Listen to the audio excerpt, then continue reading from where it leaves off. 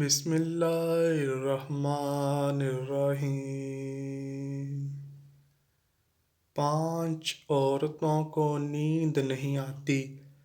حضرت محمد صلی اللہ علیہ وآلہ وسلم نے فرمایا، ان 5 عورتوں کو رات کو نیند نہیں آتی۔ وہ 5 لوگ یہ ہیں۔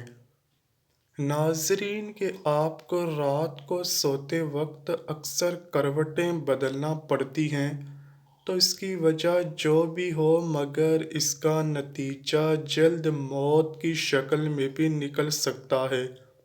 یہ بات برطانیہ میں ہونے والی طبی تحقیق میں سامنے آئی ہے۔ ایک یونیورسٹی کی تحقیق میں بتایا گیا ہے کہ جن افراد کو رات کو نیند نہیں آتی یا آدھی رات کو جاگ جاتے ہیں، ان میں جلد موت کا خطرہ بہت زیادہ ہوتا ہے۔ اس تحقیق میں 5 لاکھ درمیانی عمر کے افراد کو شامل کیا گیا تھا اور دریافت کیا گیا تھا کہ نیند کے مسائل سے دوچار افراد، بالخصوص ذیابیطس کے مریضوں میں اس کے نتیجے میں کسی بھی وجہ سے موت کا خطرہ 87% تک بڑھ جاتا ہے۔ محققین کا کہنا تھا کہ یہ ہم پہلے سے ہی جانتے ہیں کہ نیند کی کمی اور خراب صحت کے درمیان مضبوط تعلق موجود ہے، مگر نئے نتائج چونکا دینے والے ہیں۔ انہوں نے کہا کہ ڈاکٹروں کی نیند کے مسائل کو بہت سنجیدہ لینا چاہیے تاکہ ان میں خطرے کو کم کیا جا سکے۔ ان کا کہنا تھا کہ ذیابیطس سے ویسے ہی مختلف امراض سے موت کا خطرہ 67% تک بڑھ جاتا ہے، مگر ایسے مریضوں کو بے خوابی یا نیند کے دیگر مسائل کا سامنا ہو تو ان کے لیے یہ خطرہ 87% تک بڑھ جاتا ہے۔ اور اس سے قبل 2019 میں کیلیفورنیا یونیورسٹی کی ایک تحقیق میں بتایا گیا تھا کہ محض ایک رات کو کم سونا ذہنی بے چینی، خوف یا اعصابی خلل کا خطرہ 30% تک بڑھ جاتا ہے۔ طبی جریدے جرنل نیچر ہیومن بیہیویئر میں شائع تحقیق میں محققین کا کہنا تھا کہ ہم نے گہری نیند کا ایک نیا فائدہ دریافت کیا ہے جو رات بھر میں دماغی کنکشن دوبارہ منظم کر کے ذہنی تشویش اور بے چینی کو کم کر دیتا ہے۔ نیند کی کمی سے ذہن بوجھل ہو جاتا ہے اور مختلف مسائل کا شکار ہو جاتا ہے، جبکہ زیادہ سونا حالت کو بہتر بناتا ہے۔ ناظرین، آئیے اب بات کرتے ہیں کہ ان عورتوں کے بارے میں جن کو رات کے وقت نیند نہیں آتی۔ حضرت محمد صلی اللہ علیہ وآلہ وسلم نے فرمایا، 5 عورتوں کو نیند نہیں آتی۔ وہ 5 عورتیں کون سی ہیں؟ جاننے کے لیے ویڈیو کو مکمل ضرور دیکھیے گا۔ ناظرین، آئیے جانتے ہیں ایسی 5 عورتوں کے بارے میں جنہیں نیند نہیں آتی۔ نمبر 1، جو کسی کے قتل کا ارادہ کرتی ہو۔ قرآن پاک میں ارشاد ہے، اور جو شخص کسی مسلمان کو جان بوجھ کر قتل کرے تو اس کی سزا جہنم ہے، جس میں وہ ہمیشہ رہے گا اور اللہ اس پر غضب نازل کرے گا اور لعنت بھیجے گا، اور اللہ نے اس کے لیے بڑا عذاب تیار کر رکھا ہے۔ اسی وجہ سے ہم نے بنی اسرائیل کو یہ پیغام لکھ دیا تھا کہ جو کوئی کسی کو قتل کرے، جبکہ یہ قتل نہ کسی اور جان کا بدلہ لینے کے لیے ہو اور نہ کسی کے زمین میں فساد پھیلانے کی وجہ سے ہو، تو یہ ایسا ہے جیسے اس نے تمام انسانوں کو قتل کر دیا۔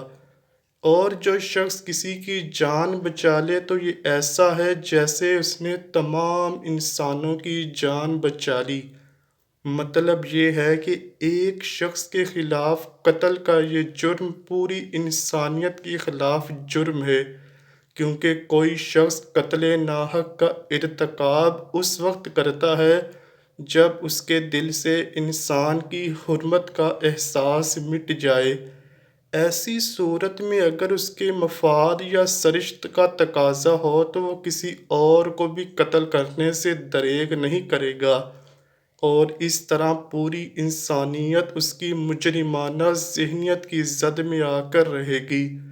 نیز جب اس ذہنیت کا چلن عام ہو جائے، تمام انسان غیر محفوظ ہو جاتے ہیں، لہٰذا قتل ناحق کا ارتکاب چاہے کسی کے خلاف کیا گیا ہو، اور چاہے وہ مرد ہو یا عورت، تمام انسانوں کو یہ سمجھنا چاہیے کہ یہ جرم ہم سب کے خلاف کیا گیا ہے۔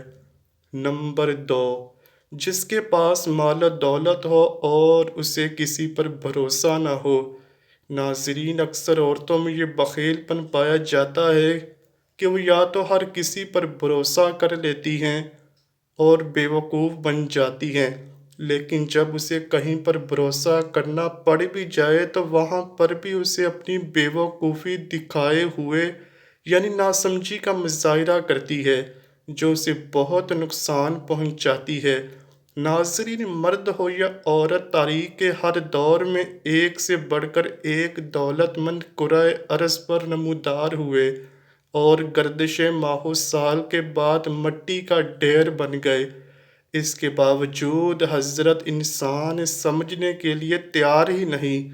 دولت کے انبار پانے کے بعد صرف پیغمبر اور اولیاء ہی استقامت پر کھڑے نظر آئے، ورنہ زیادہ تر دولت نے انسان کا دماغ خراب کیا اور انسان غرور کا شکار ہوا۔ اور پھر یہی وہ مقام ہے جہاں پر اس کائنات کا اکلوتا وارث خالق کائنات حرکت میں آتا ہے، اور پھر وہ دراز رسی کو کھینچ کر انسان کو نشان عبرت بنا دیتا ہے۔ اس کی سب سے عبرت انگیز مثال قارون کی ہے۔ اس کے خزانوں کی شہرت ضرب المثل بن چکی ہے۔ نمبر 3، وہ جس نے لوگوں سے بہت سی جھوٹی باتیں کہی ہوں اور لوگوں پر جھوٹے الزام لگائے ہوں۔ ناظرین، یہ ہر عورت کی فطرت ہے کہ وہ جب باتیں کرنا شروع ہو جائے تو دنیا کی کوئی طاقت اسے روک نہیں سکتی، اور یہی اس کی حماقت اسے لے ڈوبتی ہے۔ عورت جب باتیں کرنا شروع کرتی ہے تو وہ بہت زیادہ جذباتی ہو جاتی ہے، پھر اسے جھوٹ سچ کا بھی خیال نہیں رہتا، اور یہی چیز اس کی رات کی نیند حرام کر دیتی ہے۔ حدیث شریف میں ہے کہ جھوٹے گواہ کے قدم ہٹنے بھی نہ پائیں گے کہ اللہ تعالیٰ اس کے لیے جہنم واجب کر دے گا۔ جس نے کسی مسلمان کو ذلیل کرنے کی غرض سے اس پر الزام عائد کیا تو اللہ تعالیٰ جہنم کے پل پر اسے روک لے گا، یہاں تک کہ اپنے کہنے کے مطابق عذاب پالے۔ جو کسی مسلمان پر ایسی چیز کا الزام لگائے جس کے بارے میں وہ خود بھی نہ جانتا ہو تو اللہ تعالیٰ اسے جہنمیوں کے خون اور پیپ جمع ہونے کے مقام میں اس وقت تک رکھے گا جب تک کہ اپنے الزام کے مطابق عذاب نہ پالے۔ نمبر 4، وہ جس کی ذمہ داری زیادہ ہو لیکن اس کے پاس دینے کے لیے کچھ نہ ہو۔ کائنات کی تلخ ترین اور شفاف حقیقت بھوک ہے۔ بھوک بڑی بد ذات ہے۔ انسان، چرند پرند اور ہر زیرو مخلوق اپنی بھوک کے سامنے بے بس ہو جاتے ہیں۔ یہی وجہ ہے کہ جو موجودہ حالات کے پیش نظر غرباء اور بے سہارا لوگوں کے سامنے بھوک ایک بڑا مسئلہ بن کر کھڑی ہو گئی ہے۔ بحیثیت مسلمان ہمارے اوپر یہ فرض ہے کہ ہم اپنے ارد گرد رہنے والے غرباء اور مساکین کی مدد کریں، جو اللہ تعالیٰ کے ہاں سب سے زیادہ پسندیدہ عمل ہے۔ ایک حدیث میں آپ صلی اللہ علیہ وآلہ وسلم نے فرمایا، یہ افضل عمل ہے کہ تم اپنے مومن بھائی کو خوشی پہنچاؤ یا اس کا قرض ادا کر دو۔ اسے کھانا کھلاؤ۔ صاحب استطاعت پر واجب ہے کہ وہ مستحقین کی مقدور بر مدد کریں۔ نمبر 5، وہ جو کسی کے عشق میں مبتلا ہو اور جدائی سے ڈرتا ہو۔ کسی اپنے کی جدائی کبھی بھی آسان نہیں ہوتی۔ اس جدائی کا احساس آپ کی دنیا کو برباد کر سکتا ہے اور ڈپریشن کو بھڑکا سکتا ہے، وجہ چاہے کچھ بھی ہو۔